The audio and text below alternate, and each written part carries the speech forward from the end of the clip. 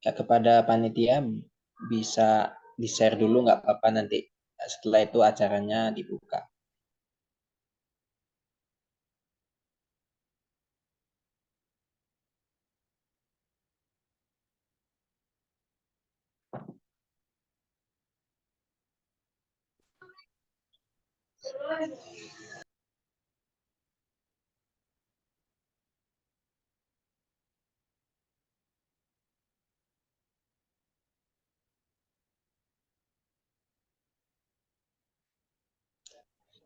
Oke, baik.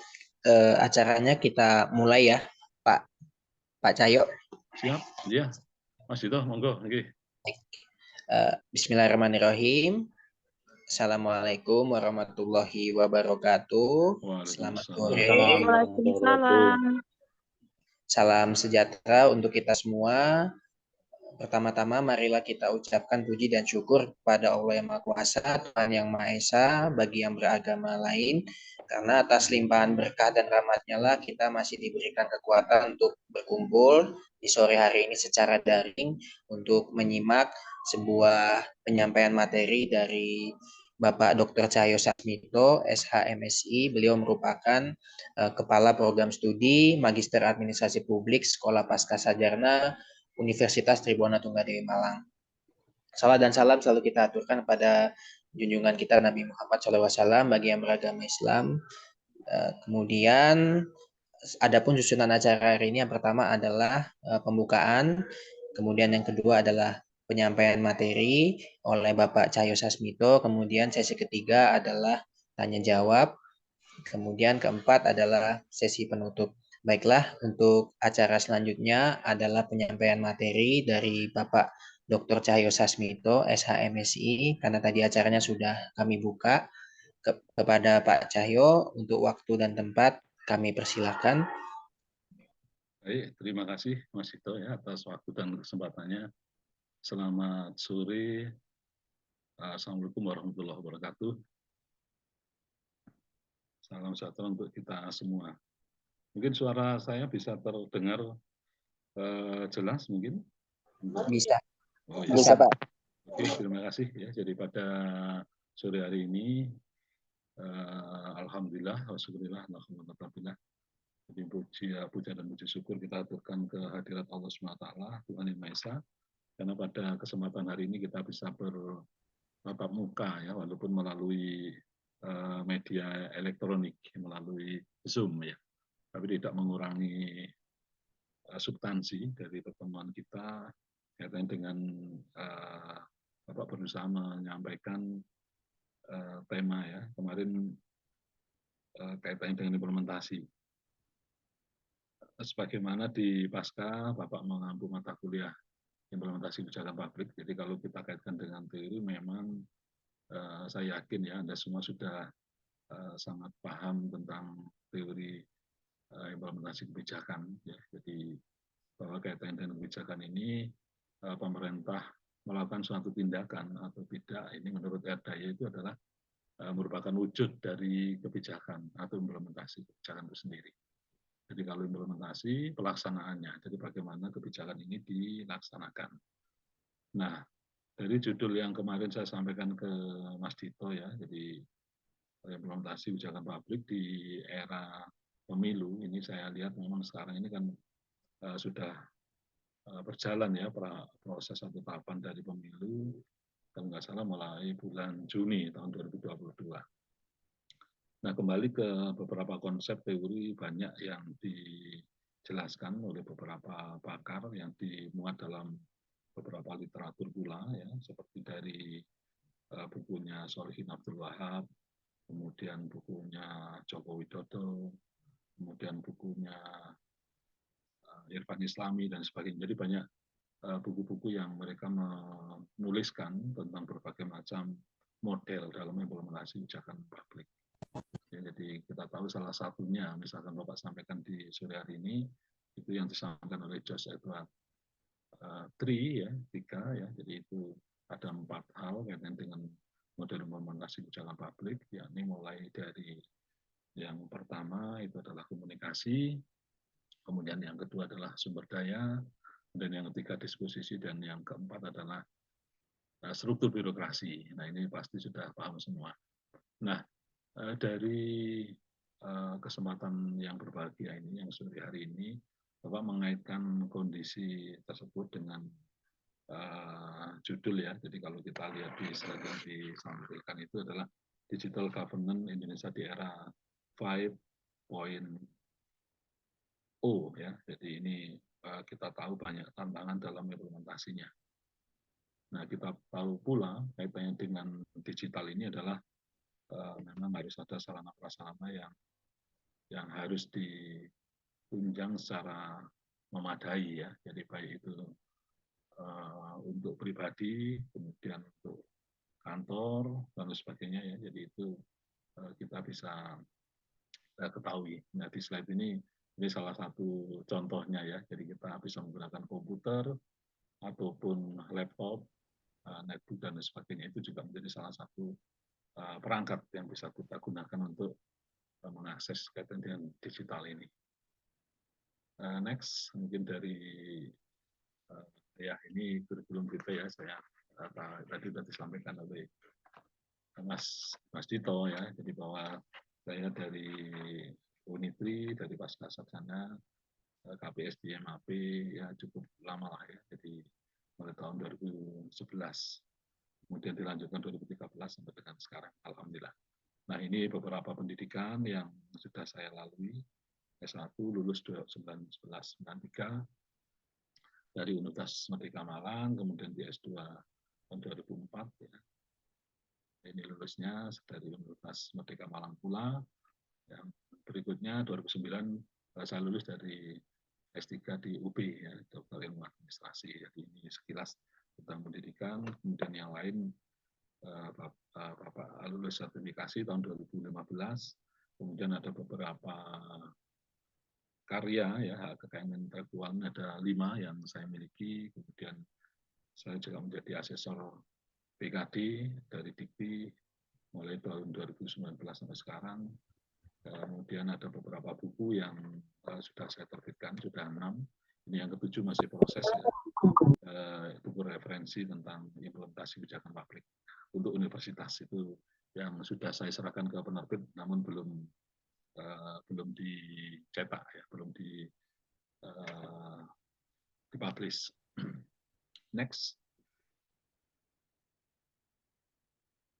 Nah, pembahasan kita pada sore hari ini ya, ini ada 5 hal yang atau 4 hal ya, maaf, 4 hal yang mau Bapak sampaikan. Yang pertama adalah era 5.0 ya, jadi ini yang tentu semua juga tahu ya, jadi kaitannya dengan beberapa tahap tentang bagaimana perkembangan ya dari manusia kaitannya dengan teknologi ya. Jadi memang sangat lama proses itu dilalui ya. Kita harus kita menjadi saksi untuk saat ini ya. Jadi bagaimana era 5.0 ini memanfaatkan teknologi modern, namun masih mengandalkan manusia ya, jadi sebagai komponen utamanya. Jadi kalau manusia tidak mengambil peran ya, mungkin saya ngambil contoh banyak sekali sekarang aplikasi yang ini juga sangat efisien, efektif dalam penyelenggaraan pemerintahan. Namun faktor manusia ini menjadi faktor utama bagaimana tujuan yang diinginkan oleh instansi, oleh institusi ya, itu bisa tercapai dengan adanya sumber daya manusia yang handal, yang unggul kaitannya dengan kemampuan atau kompetensi yang dimiliki. Nah, dengan kemampuan utama manusia yang tadi saya sampaikan ya, jadi ini manusia dengan beradaptasi yang begitu luar biasa ya. Memang awalnya kita tahu di era 1.0 ya, itu manusia masih mengandalkan fisiknya ya. Jadi bagaimana mereka dan sebagainya. Jadi mungkin nanti penjelasan lebih detail di slide berikutnya ya. Baik, mungkin persingkat waktu, next. Nah, ini di era 5.0 ya, kita tahu tadi yang sudah saya sampaikan. Next.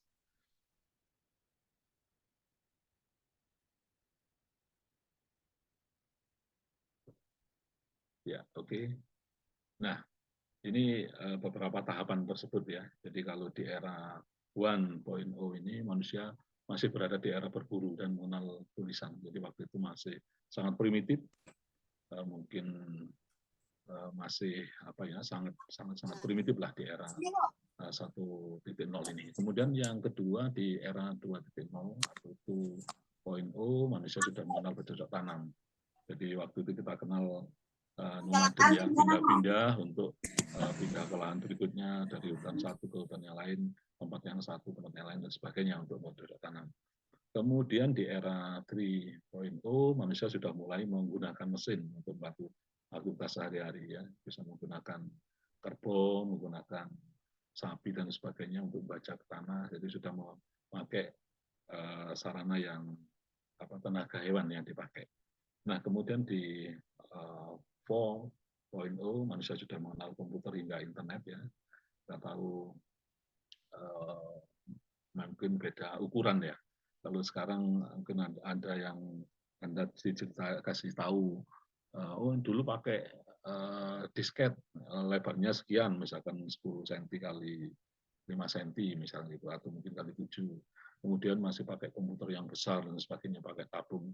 Nah mungkin itulah proses ya kaitan dengan teknologi komputer ini. Jadi mulai dengan yang masih berbentuk tabung, kemudian menjadi slim ya, sekarang tipis sekali, netbook, HP dan sebagainya. Jadi perkembangan ini luar biasa. Begitu cepat teknologi ini akhirnya di era yang sangat canggih sekarang ini di 5.0.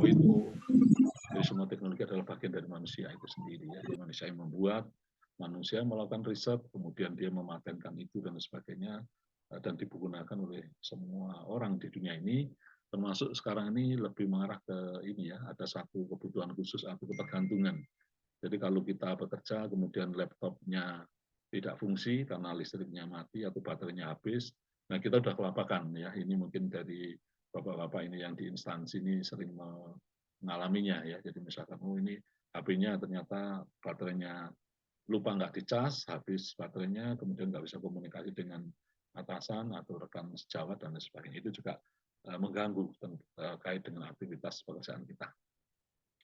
Nah, kemudian dilanjutnya ya, jadi dengan teknologi yang 5.0 ini, semua teknologi adalah bagian dari manusia itu sendiri. Internet bukan hanya digunakan untuk sekedar berbagi informasi, melainkan untuk menjalani kehidupan. Jadi sangat-sangat tergantung kita dengan internet ini. Jadi bagaimana kita bisa melaksanakan tugas keseharian kita, bagaimana kita bisa melaksanakan apa itu pelaporan, apa itu pengerjaan terkait dengan tugas keseharian kita ini kita sangat-sangat tergantung dengan teknologi sekarang ini. Next. Nah, kemudian digital government di Indonesia, kita tahu penggunaan informasi oleh pemerintah pun juga dewasa ini sudah merata ya di seluruh penjuru instansi pemerintah ini sudah menggunakan teknologi informasi ini. Internet, kemudian dengan wifi-nya, gadget, kemudian fasilitas yang lain ya. Jadi ini artinya dengan cara itu mungkin yang paling sederhana seperti WA dan lain sebagainya, ini kita menjadi hal yang cukup membantu tugas kita. Kalau di kuliah seringkali dosen kita ini menggunakan WA ya untuk komunikasi, kemudian Classroom, Google Classroom ataupun yang lain ini seringkali dipergunakan. Nah, di instansi pemerintah informasi bahkan kaitan dengan pelayanan publik pun ini juga kita mengenal ya banyak sekali elektronik, bahkan produknya seperti KTP, kemudian kaitannya dengan parkir pun sudah ada e-parking, pajak pun juga ada ya, e-tax ya, dan yang kemarin juga yang terkenal tax amnesty dan sebagainya. Nah itu salah satu bentuknya bagaimana informasi kaitan dengan teknologi ini menjadi hal yang sangat dibutuhkan oleh pemerintah, bukan hanya pihak swasta yang menggunakan ini, namun instansi pemerintah pun juga menggunakan teknologi ini. Next. Nah, kemudian kaitan dengan implementasi, ya memang di era sekarang atau dewasa ini, akhir-akhir ini, ya digital government di Indonesia ini tampak ya ada perkembangan yang luar biasa. Nah, ini beberapa pertanyaan yang mendasari apa tujuannya, bagaimana penerapannya, dan bagaimana pula tantangan yang dihadapi. Next. Nah, kita tahu tujuannya adalah dari implementasi e-government, ini salah satunya adalah untuk meningkatkan mutu pelayanan kepada publik ya. Jadi dengan teknologi ini, maka proses penyelenggaraan dari pemerintah ya, jadi bagaimana memberikan pelayanan, bagaimana mengarahkan kepada peningkatan percepatan pelayanan itu sendiri, kemudian bagaimana mereka bisa menjadikan clear governance atau pemerintahan yang bersih, transparan, akuntabel dan sebagainya. Ini yang lebih sering kita tahu dengan good governance ya. Ada beberapa pilar ya. Salah satunya adalah transparansi, kemudian akuntabel, efektif, partisipasi dan sebagainya. Jadi itu menjadi hal yang menjadi goal ya, tujuan yang akan dicapai oleh pemerintah dengan teknologi yang berkembang hingga saat ini. Next. Pertanyaan berikutnya, bagaimana penerapannya? Nah, kita tahu ya, jadi untuk digital governance ini, itu ada beberapa dasar hukum, beberapa aturan yang memayunginya ya. Salah satunya adalah Inpres tahun 2003, ini nomor 3, tentang kebijakan dan strategi nasional pengembangan e-government Indonesia. Jadi di pemerintah, di negara kita, di semua daerah ini diharapkan dengan instruksi Presiden tahun 2003 ini, semua juga sudah mengembangkan namanya e-government ini. Jadi electronic government menjadi hal utama yang harus dilakukan oleh semua pemerintahan, baik dari Sabang sampai Abdul Merauke ya, atau mungkin dari Aceh sampai Papua begitu. Kemudian yang kedua yang mendasari atau payung hukumnya adalah Peraturan Presiden nomor 95 tahun 2018 ya, tentang sistem pemerintahan berbasis elektronik. Ya, kedepannya memang arahnya seperti ini ya, dari semua sistem pemerintahan itu berbasis elektronik. Jadi tidak ada yang mohon maaf ya, memang sekarang ini kita tahu masih belum ya terintegrasi. Jadi sistem yang satu dengan sistem yang lain masih ada kecenderungan masih berdiri sendiri-sendiri, belum ada integrasi yang sempurna ya, masih banyak kekurangan di sana sini. Nah, kemudian kita ambil contoh ya. Jadi bagaimana pemerintah menerapkan e-government ya, ini sangat sering kita ketahui dalam musrenbang ya. Jadi ada e-musrenbang. Ini juga diterapkan di beberapa daerah ya.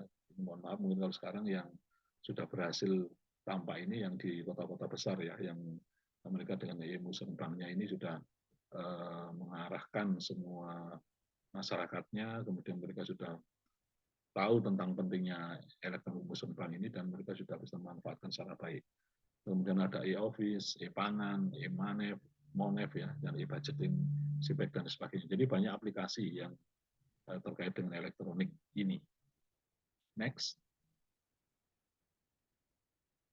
Ada beberapa tahap yang harus dilalui oleh e-government ini. Jadi pemerintah untuk menerapkan itu ada beberapa tahapan ya, sebagaimana yang kita lihat di slide ini ya. Jadi persiapan, pematangan dan sebagainya. Next. Nah, di tahap persiapan ya memang situs web ini oleh pemerintah harus disiapkan ya. Termasuk juga tadi aturan yang memayunginya ya. Jadi dasar ini menjadi hal penting untuk pemerintahan karena ketika tidak ada sumber hukumnya, aturannya, saya yakin ya aparatur takut untuk melakukan satu tindakan yang dianggap bertentangan atau menyalahi aturan dan berujung pidana. Itu saya yakin menjadi dasar yang selama ini bahkan sampai dengan sekarang itu menjadi hal utama, dasar utama untuk bagaimana sebuah kegiatan, bagaimana sebuah program, bagaimana sebuah proyek itu dilakukan kalau sudah ada dasar hukumnya, sehingga aman dalam hal penggunaan anggaran, termasuk juga pertanggungjawabannya. Nah, kemudian yang kedua, harus ada pendidikan dan pelatihan. Ya. Diklat ini, kaitan dengan sumber daya manusia, ini harus dilakukan. Karena apa? Kita tahu bahwa untuk menerapkan namanya e-government ini, tidak semua sumber daya aparatur yang ada di negara kita ini memiliki kemampuan yang sama. Oleh karena itu, untuk menyamakan persepsi itu, memberikan keahlian pada mereka supaya mereka juga tidak ada bedanya ya di pelosok maupun di perkotaan, maka pelatihan atau diklat ini harus dilakukan untuk mengembangkan sumber daya manusia, sehingga penerapan e-government ini lebih kecil untuk menghadapi kendala atau permasalahan di lapangan atau dalam kesehariannya. Kemudian penyediaan sarana akses publik ya, akses publik ini antara lain ya dalam bentuk multi purpose community center ya MCC, kemudian warung, kios, internet dan lain-lain. Jadi intinya ada satu hal yang menunjang ya bagaimana sarana atau akses ini bisa disampaikan kepada masyarakat ya, atau mungkin lalu di pemerintahan aparaturnya dulu, kemudian baru dari aparatur memberikan pelayanan ke masyarakat. Kemudian ada sosialisasi yang tentang keberadaan layanan informasi elektronik. Ya. Jadi ini kalau mereka tidak ada, ya mungkin ya masih ada yang kayaknya ini nggak mute ya, Mas Dito ya, jadi kayak kersek-kersek barusan. Nah, sosialisasi tentang layanan informasi elektronik, kemudian ada pengembangan motivasi, ya ini kaitannya dengan leadership, e-leadership, kemudian ada kaitannya dengan bagaimana pentingnya atau mungkin pemanfaatan dari e-government ini. Jadi itu menjadi hal yang juga harus dimiliki oleh pimpinan ya. Jadi bagaimana mereka menerapkan elektronik ini atau e-government ini di masing-masing instansi, dan mereka sadar bahwa hal ini sangat penting untuk mengejar ketertinggalan dengan di daerah yang maju atau di kantor-kantor di perkotaan. Next. Nah, tahapan tadi ya sudah Bapak sampaikan dari persiapan. Selanjutnya ada slide ini ya terkait dengan pematangan, pemantapan, dan kaitannya dengan pemanfaatan. Nah, kita lihat di pematangan. Jadi ketika situs informasi layanan publik ini dibuat, ya kemudian ada interaksi dengan masyarakat, kemudian ada beberapa kekurangan yang harus dilengkapi, ya mungkin kaitan dengan fasilitas apa namanya mesin pencari atau search engine-nya atau apalah atau fasilitas yang lain. Jadi ini harus ada sehingga interaksi dengan masyarakat atau interaksi dengan pengguna ini bisa dilakukan dengan baik. Ya. Nah, kemudian pembuatan hubungan dengan situs informasi lembaga lainnya. Jadi ada integrasi ya dengan lembaga yang lain atau hyperlink istilahnya gitu ya. Kemudian perlu juga dilakukan pemantapan ya, jadi kaitannya dengan penyediaan fasilitas transaksi secara elektronik, ya, bisa menambahkan fasilitas, kemudian bisa penyerahan formulir, faktur pembayaran dan sebagainya. Jadi ada beberapa form yang ini juga bisa menunjang. Kalau di kampus kita ya, jadi kita lihat di S1 di FISIP itu karena mungkin banyak pula yang dari bukan mayoritas ya, sebagian mungkin ya dari peserta hari ini yang dari alumni S1 FISIP Unitri khususnya administrasi publik sudah ada skripsi yang sudah di launching ya, jadi mahasiswa tidak perlu nanya dosen ke pemilih 1, pemilih 2 kapan bisanya, penguji kapan bisanya, sudah semua dihubungi oleh operator, kemudian ada aplikasi yang mengarah ke sana, jadi lebih cepat, jadi tidak pemborosan waktu ya, kalau dulu kan harus tanya pemilih 1, pemilih 2, penguji 3 dan sebagainya, kapan bisanya, nyari waktu yang beliau bertiga ini bisa dan sebagainya. Nah, kemudian di pemantapan ada juga tahapan penyatuan penggunaan aplikasi dan data dengan lembaga lain. Ini memang sangat penting ya. Jadi kalau sambil contoh ya, misalkan Anda ke Dinas Kependudukan ketika ngurus KTP atau iktp. Nah, kita masih dalam prakteknya ini Bapak menganggap ini masih setengah-setengah gitu ya. Jadi iktp yang sudah di launching ini khususnya di daerah ya, mungkin Bapak pernah riset ya atau observasi ya, saya lihat orang yang datang, masyarakat yang butuhkan pelayanan ini mereka juga harus masih ngisi form gitu. Nah, apa gunanya kan gitu ya? Kalau elektronik kan harusnya ada satu pusat data yang mereka menunjukkan bahwa ini loh data si A ini, identitasnya ini sebagainya. Sepertinya nggak perlu kan begitu ya, ya logikanya. Data sudah dielektronikan kok masih harus ngisi lagi, kemudian harus nyata entah itu mulai nama, alamat, nomor HP, kemudian NIC-nya berapa dan sebagainya. Jadi itu saya melihat masih setengah-setengah ya, jadi belum menjadi satu data yang bisa diambil secara elektronik yang mana bisa lebih mudah untuk bisa digunakan. Yang terakhir pemanfaatan ya, jadi ini ada pembuatan berbagai aplikasi untuk government to government, kemudian government to business, government to community ya, ini yang terintegrasi. Ini manfaatnya ke arah sana ke depannya. Kemudian ada pengembangan proses layanan e-government yang efektif dan efisien. Next. Nah, kemudian tantangan ya, jadi tantangan ini memang selalu ada ya dalam sebuah implementasi e-government. Yang pertama, e-gov atau sistem pemerintahan berbasis elektronik ini belum terintegrasi. Nah, ini tadi yang Bapak sampaikan ya, banyak data bahkan ribuan data yang belum terintegrasi karena negara kita, negara kepulauan dengan beribu pulau ini menjadi salah satu penghambat ya. Kita yakin atau kita tahu gitu ya. Di Pulau Jawa pun kalau Anda misalkan ke arah mau ke mana itu Jombang ya, itu mungkin daerah Pujon Ngantang itu Anda nggak ada sinyal kan gitu ya. Terus kemudian Anda misalkan ke pantai itu ke Balikambang atau Mulia atau apalah di kabupaten, itu sinyal langsung sudah nggak connect, nggak bisa ya, nggak bisa terhubung. Itu contoh dengan berbagai ribuan pulau, kemudian kondisi di server ya, mungkin ini belum mampu untuk memberikan atau mungkin kaitan satelit atau apalah istilahnya kaitan dengan teknologi ini. Jadi yang jelas di prakteknya, implementasinya, saya merasakan itu ketika perjalanan di beberapa tempat itu, HP tahu-tahu nggak bisa dihubungi, atau kita hubungi nggak bisa karena sinyalnya lemah ya, dan sebagainya, termasuk baterai menjadi cepat habis dan sebagainya, ya, lowbat dan sebagainya. Itu yang saya alami.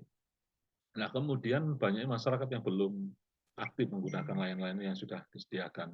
Nah, tentu kaitannya dengan teknologi ini berarti ada ya istilahnya tidak menguasai teknologi, dia tidak tahu aplikasinya, dia tidak bisa menggunakan teknologi itu sendiri dan sebagainya.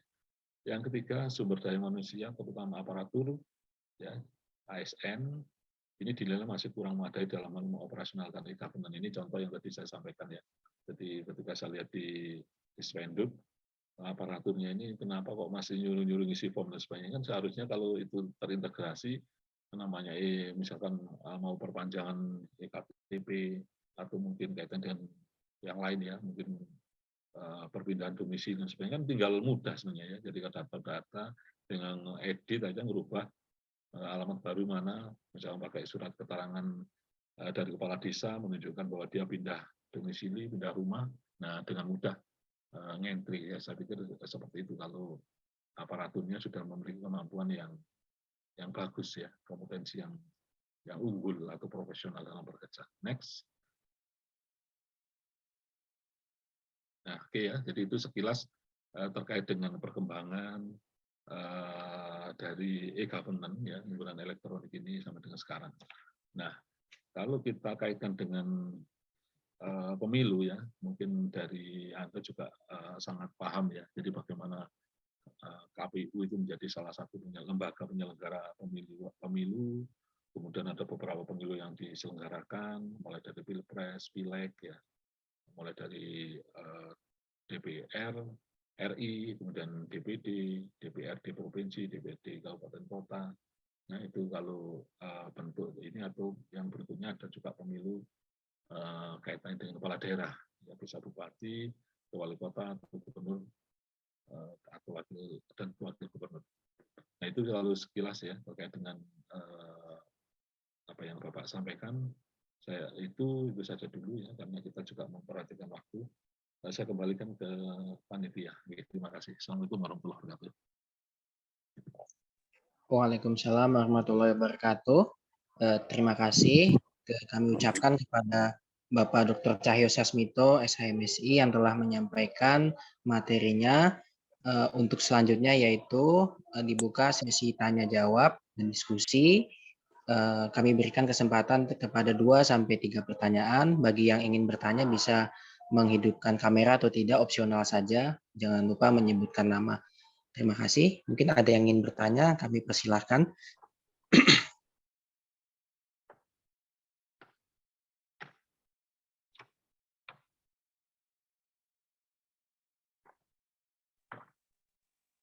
Ya, Pak. Ya, oke. Silakan Mas Alusius ya. Atau Pak Ya, Alusius ini yang tahu Oke, ya, baik. silakan. Ya. Terima kasih. Perkenalkan, nama lengkap saya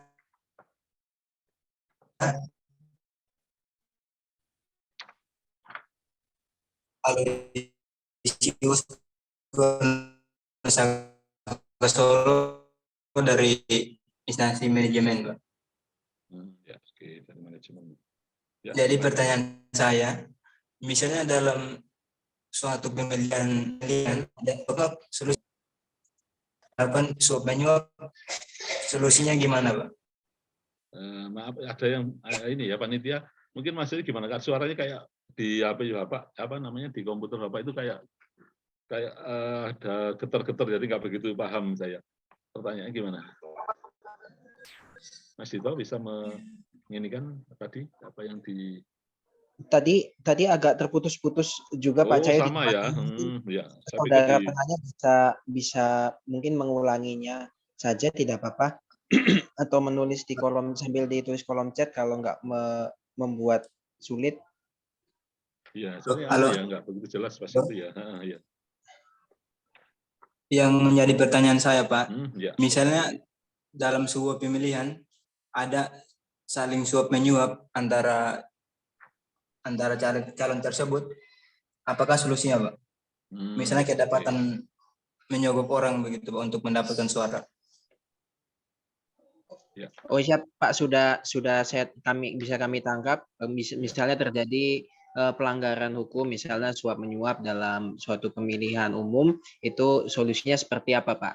Mungkin gitu. Ya, oke, baik ya, Bapak sudah bisa tangkap ya. Jadi artinya gini, pertanyaannya kalau ada suap menyuap kaitan dengan suara gitu, itu gimana solusinya? Jadi gini, kalau seandainya electronic governance ini sudah berfungsi ya, fungsi secara maksimal, artinya sudah optimal bahwa e-gov ini menjadi salah satu cara bagaimana transparansi, akuntabilitas dan sebagainya ini saya yakin orang akan sangat takut ya kalau dia itu misalkan money politik, ini ada hukuman atau pidana kalau dia melanggar ini, kemudian dia kena pasal ini, hukumnya sekian dan lain sekian gitu. Nah itu pertama ya. Jadi kalau aplikasi ini atau namanya electronic governance ini berfungsi dalam hal misalkan bagaimana terkait dengan kendala atau mungkin kaitan dengan penyelenggara pemilu di lapangan, ya tentunya kan memang beragam nih. Ada yang kita tahu misalkan sampai dengan sekarang itu kan masih banyak namanya money politik. Jadi orang untuk bisa memiliki suara dia rela menukar itu ya, memberikan imbalan ya, taruhlah mungkin 100.000, 200.000 dan sebagainya. Ada yang berupa barang dan sebagainya. Nah, solusi yang pertama, jadi kalau kaitan dengan suap menyuap, ini istilahnya bukan suap menyuap ya, atau money politik tadi lah, ingin memperoleh dukungan dengan cara dia mengasih kontribusi ya, mungkin uang atau mungkin barang atau mungkin yang lain atau janji dan sebagainya. Jadi satu hal yang harus dilakukan. Jadi masyarakat ini pun harus membantulah program dari KPU ini bagaimana penyelenggaraan pemilu yang bersih ya ini bisa terwujud. Nah, salah satu hal yang merupakan kontribusi atau peran dari masyarakat ya. Jadi dia kalau tahu tentang kondisi itu dia bisa menyampaikan atau melaporkan ke Bawaslu. Tapi problemnya ketika itu melaporkan buktinya tidak kuat, kan berarti dianggap ini tidak sah, tidak valid ya. Jadi artinya dianggap penyemaran nama baik dan sebagainya. Jadi kalau kita kaitkan dengan masalah hukum tadi yang sampaikan Mas Dito ya. Jadi bukti ini harus kuat. Jadi kalau bukti kuat itu salah satulah yang paling gampang itu. Ada CCTV gitu. Proses itu terjadi, pelanggaran itu dilakukan oleh ini pada jam ini, hari ini dan sebagainya. Itu orang sudah tidak bisa ngelak karena bukti sudah konkret, sudah jelas. Nah, itu menjadi salah satu hal yang kalau dikaitkan dengan electronic government. Jadi CCTV ini juga bisa menjadi salah satu solusi ya. Jadi bagaimana praktek-praktek curang itu bisa diungkap karena ada buktinya. Kemudian yang kedua ya, kalau itu memang masih belum bisa dilakukan di negara kita karena keterbatasan anggaran, tidak bisa banyak tempat dikasih CCTV, ya minimal tadilah ya masyarakat ini punya inisiatif ya untuk banyak hal lah yang dilakukan masyarakat ini. Kan teknologi sudah gampang ya, ada API dan sebagainya. Nah, kemudian ada pelanggaran itu, ada buktinya, ada ini, mungkin ada perekamannya, ada fotonya, dan kalau foto sih kurang kuat ya, mungkin kayak rekaman dan sebagainya, itu menjadi hal yang mungkin bisa memudahkan atau mengurangi kecurangan ya, kayak kalau tadi disampaikan penanya itu suap menyuap untuk dapat suara ya. Jadi itu yang berikutnya, memang sanksi harus benar-benar tegas dan sanksinya itu tegas, tidak pandang bulu, yang adil. Jadi artinya enggak hanya orang tertentu ini diperkarakan, tapi yang lain dibiarkan. Nah itu kan namanya sanksi yang tidak tegas, kemudian tidak adil. Ya, jadi sanksi harus berat, harus tegas dan adil. Nah itu yang harus dilakukan ya. Di samping tadi beberapa kontribusi dari masyarakat bisa mengurangi kecurangan itu, tapi juga dari aparatur itu sendiri kaitan dengan penegak hukum, aturan ya ini juga harus tegas, dan sanksi pun juga harus berat biar tidak terulang dan terulang lagi ya. Kita tahu kan itu kayak seringnya money politik terjadi di pemilu ini, ada lagi di pemilu berikutnya, 5 tahun berikutnya, dan seterusnya sampai sekarang. Mungkin itu ya Mas Alusius ya. Jadi beberapa hal yang mungkin bisa dilakukan, misalkan kalau mampu ya mungkin CCTV menjadi hal utama untuk mencegah maraknya praktek itu. Kemudian yang berikutnya tadi yang Bapak sampaikan ya, termasuk yang terakhir sanksi yang harus tegas dan adil. Gimana? Penanya? Terima Pak. Terima kasih Pak. Oke, sama-sama. Ya, terima kasih kepada Saudara Alusius atas pertanyaannya. Mungkin masih ada lagi yang ingin bertanya. Kesempatan kami berikan ke 1 atau 2 penanya lagi. Oh, mungkin ada Pak di kolom chat dari Pak Warsono. Izin bertanya Bapak terkaitan dengan e-government tentang pelayanan pelaporan pajak secara elektronik. Mengapa orang yang mengetahui pajak itu dikorupsi padahal masyarakat sudah sadar pajak?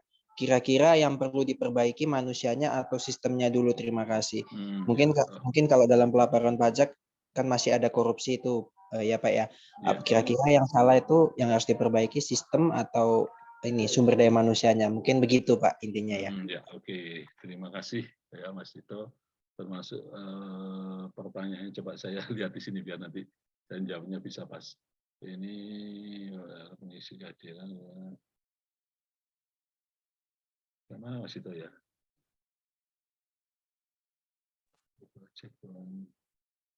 Pelaporan. Oh ini ya. Oke. Dari Pak Warsono Pak. Ya dengan good governance ini. Baik ya, jadi saya akan menjawab pertanyaan dari Pak Warsono ya.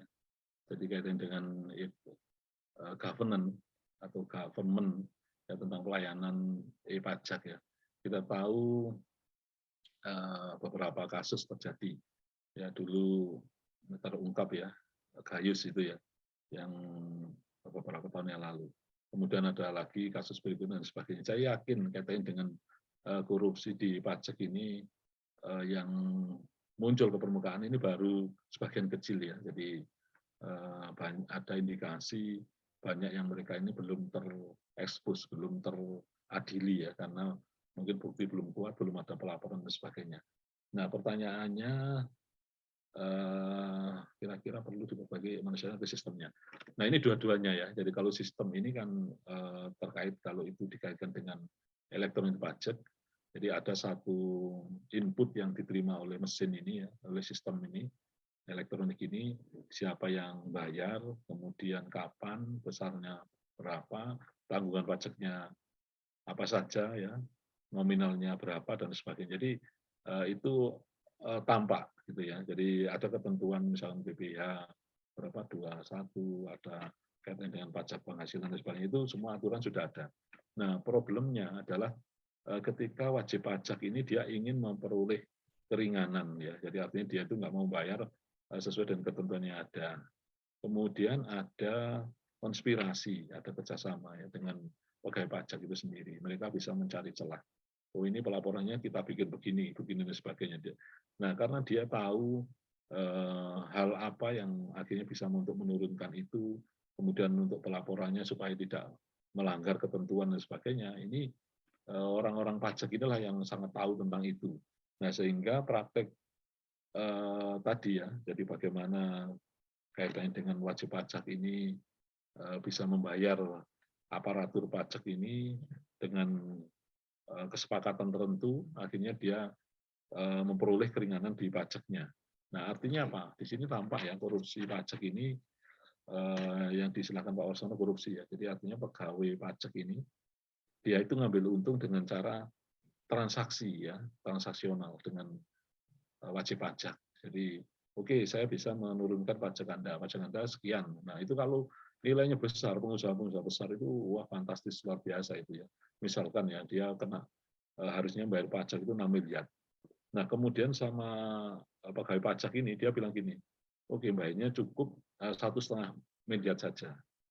Nah dia melaporkannya mungkin 0,5 miliar ya, atau mungkin berapa lah istilahnya 3 miliar pun saya yakin pengusaha besar ini pasti dia senang karena itu kan bisnis kan. Jadi saya bayar 6 miliar, tapi dengan saya ngasih 3 miliar saja sudah beres, maka saya lakukan ini. Nah itu seringkali dilakukan. Saya yakin pasti banyak itu. Jadi penglomerat itu dia hitung-hitungan bisnisnya sangat matang ya, dan dia juga untung ruginya dihitung seperti tadi ya. Jadi bagaimana kalau dia ini harusnya sekian miliar. Tadi Bapak kasih contoh misalnya 6 miliar Pak Warsono ya. Nah kemudian dengan cara tertentu, saya punya keahlian di bidang ini, saya bisa membuat ini Anda legal, nggak perlu bayar ini, nggak kena denda, nggak kena teguran, nggak kena peringatan dan sebagainya dari wajib dari pajak dari pemerintah, tapi saya yang melaporkan itu. Nah itu praktek ini ya sering itu ya. Jadi kita lihat Gayus itu sampai sebegitunya ya, dia itu baru Gayusnya. Saya yakin ini pun juga nggak mungkin sendiri Gayus itu. Jadi analisis saya itu ini pasti pimpinannya tahu. Nah pimpinan di situ mungkin punya pimpinan lagi gitu.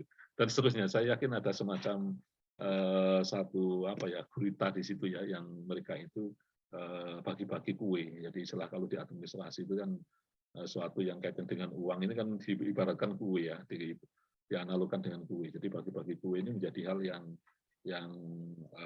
apa ya, kalau itu ingin bertahan lama memang itu harus dilakukan. Kalau sendiri-sendiri langsung kena itu. Tapi kalau orang banyak, kalau istilah Pak Warsono mungkin korupsi berjamaah mungkin ya.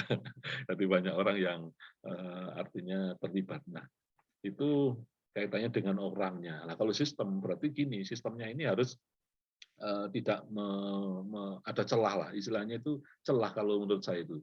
Jadi orang mensiasati itu ya seperti kalau di aturan di hukum itu ya, pengacara, hakim, atau mungkin jaksa dan sebagainya. Dia itu tahu, oh ini kalau seperti ini untuk meringankan hukumannya itu celahnya ini. Dia mencari bukti yang ini mengarahkan, oh ini tidak sengaja, oh ini satu hal yang dilakukan karena spontanitas untuk membela diri, untuk ini.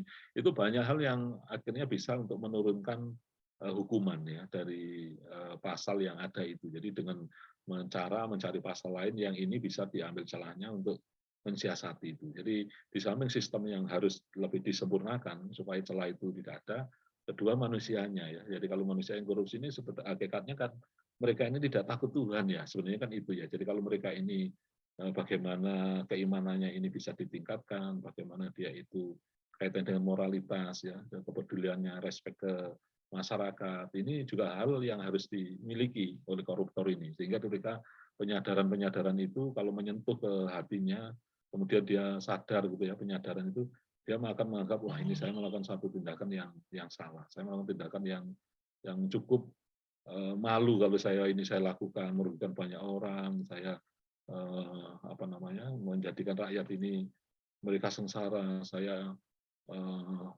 kaya raya tapi saya memakan uang mereka dan sebagainya. Itu kaitannya dengan moral, etika, moral, termasuk juga kaitan dengan keimanan. Ini menjadi hal yang di samping tadi ya sistem meningkatkan, manusia juga harus dikasih pemahaman itu, termasuk kalau bisa melibatkan tokoh agama, ya tokoh masyarakat, bahkan sanksi selain hukum formal itu ada sanksi non formal itu yang kita lihat misalnya sanksi adat itu saya pikir itu juga bisa memberikan efek jerah yang luar biasa ya. Jadi misalkan oh ini orangnya koruptor, jangan boleh di tempat ini, kalau mati jangan boleh, enggak boleh dikubur di desa ini, dan itu kan berat itu orang, apalagi keluarganya sudah di blacklist sama warga situ, jangan, nggak boleh, ini keluarga koruptor ini kita usir aja dari sini, dan sebagainya. Itu wah luar biasa. Nah itu salah satu alternatif ya, jadi semakin itu Pak Warsono ya, dari hukum formal, hukum non formal pun, masyarakat pun atau tokoh agama semua bisa terlibat kalau mereka ingin menjadikan negara ini bersih ya. Itu beberapa mungkin solusi ya. Jadi sistemnya, orangnya semua harus terintegrasi untuk mengatasinya atau menjadi solusinya. Mungkin itu ya Pak Warsono. Saya kembalikan ke Mas Dito ya. Baik. Terima kasih atas pertanyaannya Pak Warsono. Mungkin ada yang lagi ingin bertanya karena di Malang sudah mendekati waktu maghrib dan pemateri juga sholat maghrib. Mungkin ada yang masih ingin bertanya? Saya Pak. Oh boleh.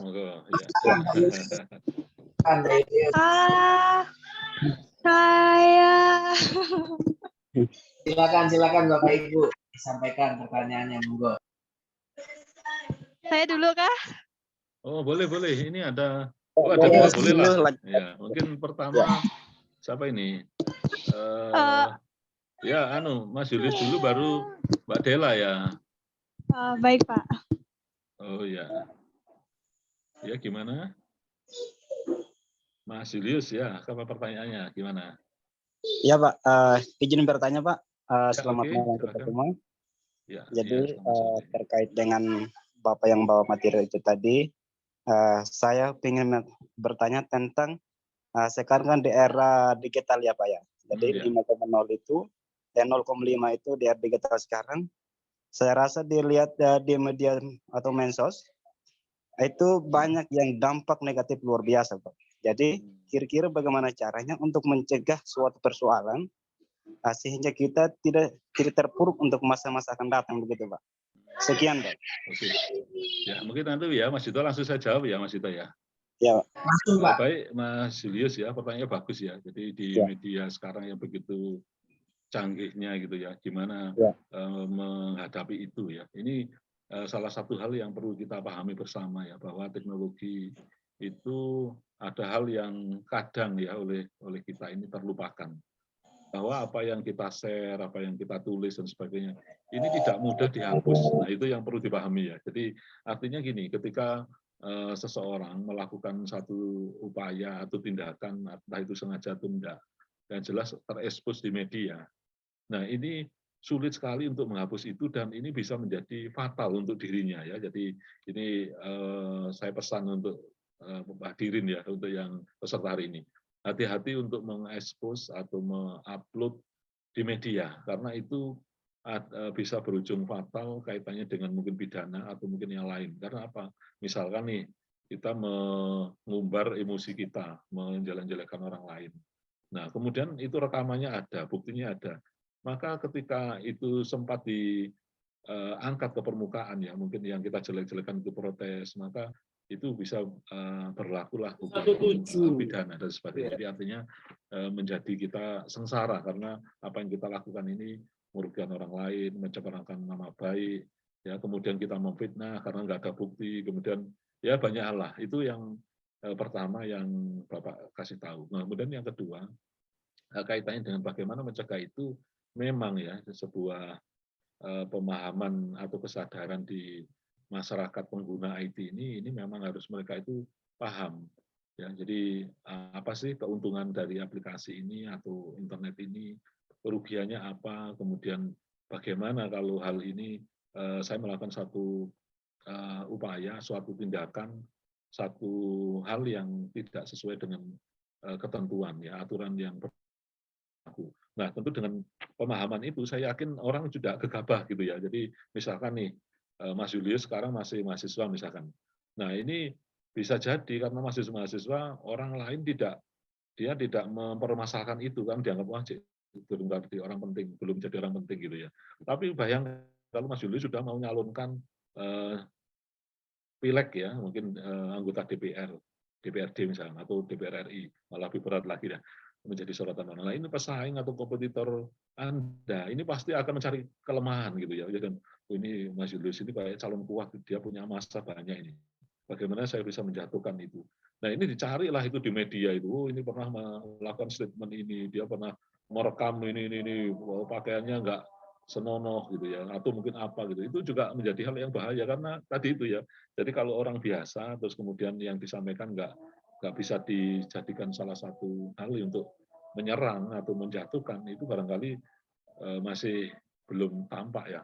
Tapi kalau ini sudah pejabat atau mencalonkan pejabat atau mungkin yang bertarung di satu kedudukan tertentu yang sangat prestis gitu ya, itu menjadi hal yang sangat-sangat mungkin ya orang lain itu mencari kelemahan kita. Ya saran saya memang itu ya salah satunya. Jadi mereka harus paham dulu teknologi itu untuk apa manfaat baik buruknya dan sebagainya gitu. Termasuk tadi yang Bapak ingatkan itu tidak gampang menghapusnya. Kalau kita sudah kirim itu ya, misalkan WA aja, itu kalau sudah berapa hari udah nggak bisa. Itu kalau WA ya. Tapi kalau yang lain, misalkan di Facebook atau mungkin di Instagram atau mungkin di apalah istilahnya, kalau itu sangat sulit untuk menghapus itu, dan bahkan kalau udah dihapus pun rekam jejaknya itu masih ada, rekaman itu masih ada. Jadi kayak kita lihat di beberapa persidangan itu ya, itu sudah berupaya keras untuk bagaimana menghilangkan barang bukti itu. Tapi kan teknologi ini kan juga apa ya istilahnya kayak hacker lah, kita lihat itu sebuah sistem perbankan dengan kuatnya dia memprotek itu.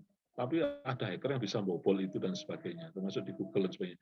Kan artinya apa? Teknologi ini sesuatu yang terus berkembang dan manusia dengan kepandaiannya, ya ini selalu bisa menemukan hal-hal baru. Itulah yang ini maaf ya, baterai saya kok mau habis Pak. Tekannya dulu. Nah, ini kayaknya masuk ini. Nah itu yang tadi yang Bapak sampaikan ya. Jadi hal apa yang harus dilakukan? Ya tadi pemahaman itu. Kemudian yang kedua dari pemerintah memang harus ada sanksi juga. Jadi kalau itu orang menyampaikan kabar buruk ya, memfitnah orang, kemudian ada satu sanksi, oh ini tidak terbukti apa dasarnya gini-gini, akhirnya dia dikenai pasal, dikenai hukuman, denda, penjara dan sebagainya. Saya yakin orang sudah nggak gegabah lagi. Sedikit-sedikit begitu suasana hati nggak enak, dia langsung kirim apa ke media gitu ya, atau mungkin upload apa yang dia marah-marahi orang yang tidak disenangi dan sebagainya. Itu kan apa ya, saya lihat emosional sesaat yang dia sebenarnya nggak sadar kalau dia ini jangka panjangnya itu juga akan kembali ke dirinya, entah itu digugat orang, entah itu diketahui banyak orang, entah itu orang tidak simpati ya karena apa yang diunggah atau diupload itu dan sebagainya. Jadi mungkin itu Mas Julius ya. Jadi caranya ya pemahaman, ada sanksi ya, kemudian dari aplikasi itu sendiri ini harus ditingkatkan terus ya, sehingga tidak gampang dibajak dan lain sebagainya. Itu ya Mas Julius. Iya Pak, terima kasih atas ilmunya. Oke, sama-sama. Mungkin yang terakhir ya Mas Dito ya, dari Mbak Dela tadi ya kayaknya ya. Ya, betul Pak. Ya silakan Mbak Dela, ini yang terakhir, pertanyaan terakhir. Sebenarnya asik ya, jadi kalau banyak waktu Pak senang ini bisa ngasih penjelasan. Baik Pak, terima kasih atas waktu dan kesempatannya yang diberi kepada saya. Perkenalkan nama saya Dela, saya dari Prodi Ilmu Komunikasi. Baik, saya ingin bertanya, jika sudah membuat faktur pajak di e-faktur, apakah PKP perlu melaporkan kepada SPT? Ya, ini sudah teknis ya, sudah teknis. Jadi jika sudah melaporkan gitu, maksudnya tadi gimana? Ini mohon maaf, jadi saya agak gini Pak, jika sudah membuat faktur pajak, di e-faktur, apakah PKP perlu melaporkan ke SPT? E-faktur itu apa ya? Ini maaf ini saya karena jurusan bukan pajak jadi. E-faktur ini kayak masih bersangkut dengan aplikasi pajak yang udah dibangun dari tahun 2019 kalau tidak salah Pak. Oke, berarti aplikasi ya. Terus habis itu apakah setelah isi?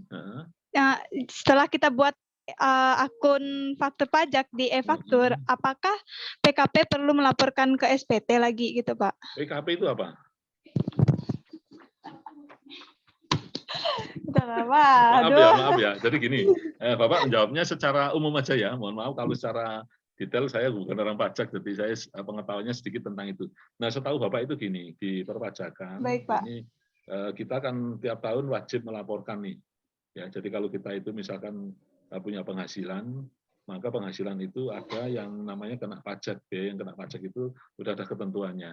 Misalkan nih, orang yang penghasilannya itu di bawah 5 juta, dia tidak harus membayar pajak penghasilan. Tapi kalau gajinya di atas 5 juta, dia harus membayar misalkan PPh atau apalah istilahnya ya. Jadi ada persentase, mungkin 5% atau apa. Nah, kemudian kalau dia itu menggunakan aplikasi nih, jadi dia di perpajakan ini dia dapat akunnya, dia tulislah akunnya itu identitas dirinya, kemudian dia menggunakan aplikasi ini untuk melaporkan pajak. Kalau hal itu ya memang sudah benar dengan sesuai ketentuan, kemudian oleh pihak pajak dengan sistem yang ada tadi dinyatakan bahwa loh Anda sudah melaporkan perpajakan Anda sudah membayar pajak yang sudah dibebankan ke wajib pajak. Maka hal itu, kok kata saya kan tidak mau ngisi ya. Oh, baik Pak. Nah, jadi kalau itu, artinya kalau itu sudah disahkan oleh pegawai pajaknya, ya, bahwa kita sudah mengisi sesuai dengan instruksi yang sudah ada di aplikasi. Kemudian kita punya akun, dan akun kita itu sesuai dengan nomor wajib pajak kita. Nah, saya yakin itu pun menjadi hal yang yang legal lah. Istilahnya kita nggak perlu lagi melaporkan hal yang sama, kita nggak perlu lagi istilahnya dikenai sanksi karena kita tidak melanggar ketentuan pajak itu dan sebagainya. Mungkin kira-kira itu Mbak Dela ya. Maaf kalau nggak bisa lebih spesifik karena background Bapak administrasi publik. Iya, enggak apa-apa Pak. Jadi ini Pak, kalau PKP itu saya cari lagi, ternyata PKP itu adalah pengusaha kena pajak gitu loh Pak. PKP itu pengusaha kena pajak, iya. Berarti ada ketentuannya itu ya. Kalau dia kena pajak itu mungkin asetnya sekian. Itu gitu. mohon cek ya, mungkin pertanyaan saya di obrolan. Sudah sesi tutup sebenarnya, tapi gimana Pak Cahyo? Ada pertanyaan satu lagi. Oh, oke lah, kalau satu lagi nggak apa-apa ya. Mungkin itu ya Mbak Dela ya, maaf ya, nggak apa-apa, satu lagi Mas Ito ya. Baik Pak, terima kasih Pak. Ya, sama-sama. Oke, dari Mas Ansi ya. Oke, apakah penerapan e-government pada pemilihan umum 2024 nantinya bisa menjadi salah satu jaminan keberhasilan pemilu, ataukah bisa menjadi salah satu hambatan dalam proses pemilu, seperti yang kita ketahui bersama bahwa masih banyak di daerah-daerah yang masih tertinggal terkait penerapan e-government. Mungkin bisa langsung ditanggapi, Pak Cahyo. Ya. Oke, baik. Terima kasih. Ini Mas Ansi ya. Oh ya, oke. Jadi apakah penerapan e-government pada pemilu ini 2024 nantinya bisa menjadi salah satu jaminan keberhasilan pemilu. Nah, ini hal yang sebenarnya jawabannya cukup sulit ini ya. Jadi gini, ini kan aplikasi nih, ada satu aplikasi nanti misalkan tentang kaitannya dengan pemilih misalkan.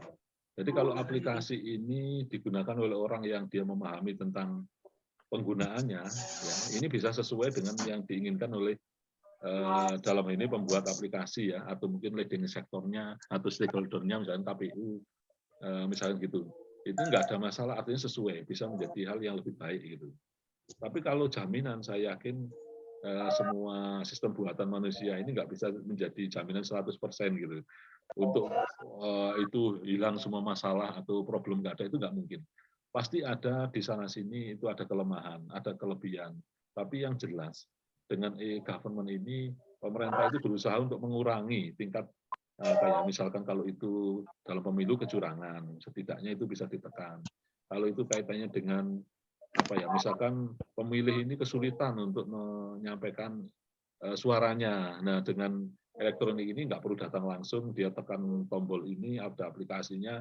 Nah, itu lebih memudahkan itu. Jadi untuk kaitannya dengan pemilih yang pasif, yang mereka tidak mau memberikan suaranya, barangkali ini bisa mereka dimudahkan. Nah, kemudian yang lain tentu tidak bisa itu dibiarkan begitu saja, tentu ada beberapa sosialisasi yang harus dilakukan, termasuk kaitannya dengan bagaimana penggunaan pemilu ini ya, e-government dalam hal pemilihan ini, mereka supaya sesuai dengan peruntukannya ya. Anggap aja ini tujuannya adalah untuk pendataan pemilih misalkan. Kan ada nih orang yang belum terdata, ada satu kesempatan untuk kalau Anda belum masuk di elektronik ini, data pemilih ini, coba lihat di data ini. Maka langkah yang harus dilakukan adalah Anda menunjukkan NIK, ya misalkan gitu ya. Nah itu aplikasi ini memang harus terintegrasi. Misalkan kalau NIK-nya ini double, maka nggak bisa masuk data pemilih, hanya satu yang direkod, yang masuk ke sistem gitu. Nah sementara yang lain langsung di reject gitu. Nah aplikasinya harus memiliki hal itu supaya apa? Nggak ada pemilihan ganda. Pemilih ganda itu nggak ada. Begitu satu NIK ya satu suara. Kalau itu sudah diklik di satu tempat, dia datang ke tempat lain pun menunjukkan ini, atau dengan cara menghapus. Kalau dulu ya ada di jari kelingkingnya atau apa itu kasih tinta gitu. Kan bisa dibersihkan nih. Dia misalnya, nah itu ada misalkan undangan atau sebagainya, itu semua harus diprotek dengan cara ini ya, satu orang satu suara. Jadi entah itu aplikasinya bentuknya seperti apa, ya ini saya yakin yang pintar teknologi bisa membuat itu aplikasi itu. Jadi misalkan identitasnya sidik jari untuk menguatkan itu. Gitu. Kalau sudah sidik jari kan orang sudah nggak ada yang jarinya sama sidik jarinya ya.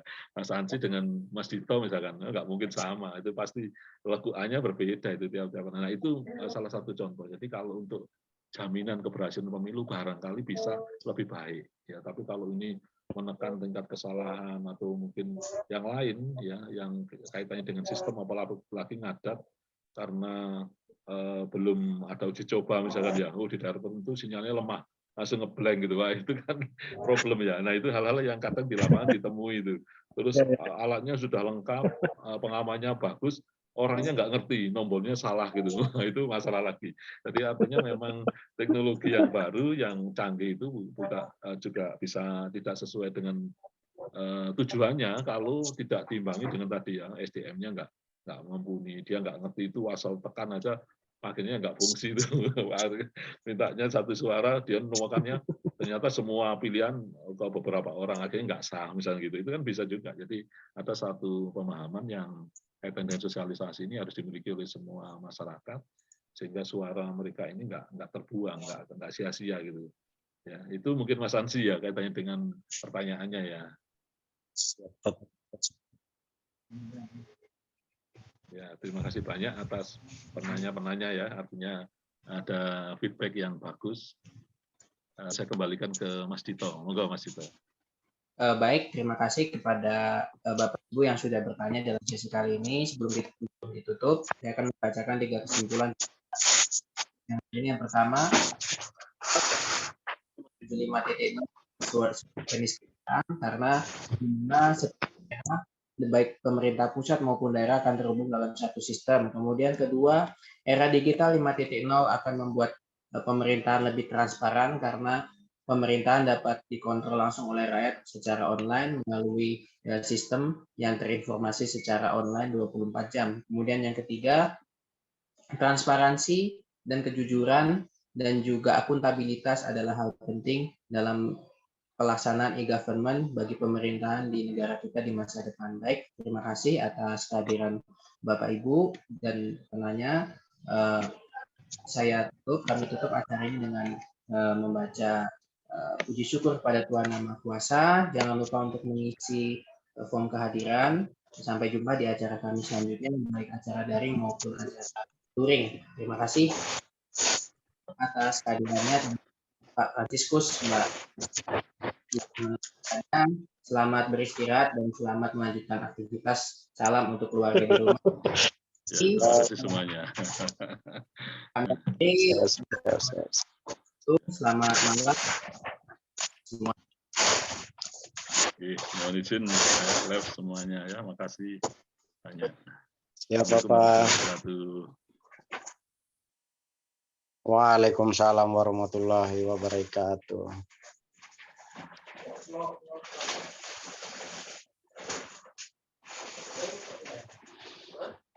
Pak Julius.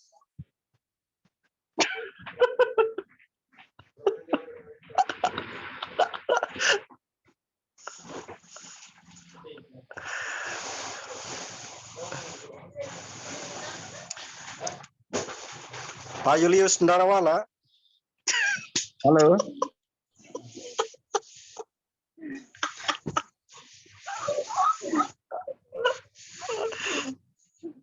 Dari semua Bagaimana, tempat apa kabar kemana? di daerah nih? Puji Aman, Kak? Tuhan, kabar baik. Ya, mantap lah. Mas aktif di Malang toh? Masih di Malang ini. Syukurlah.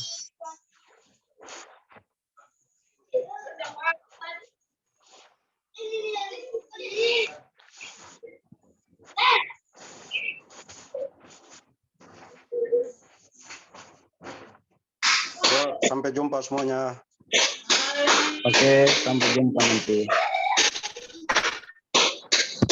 See you next time.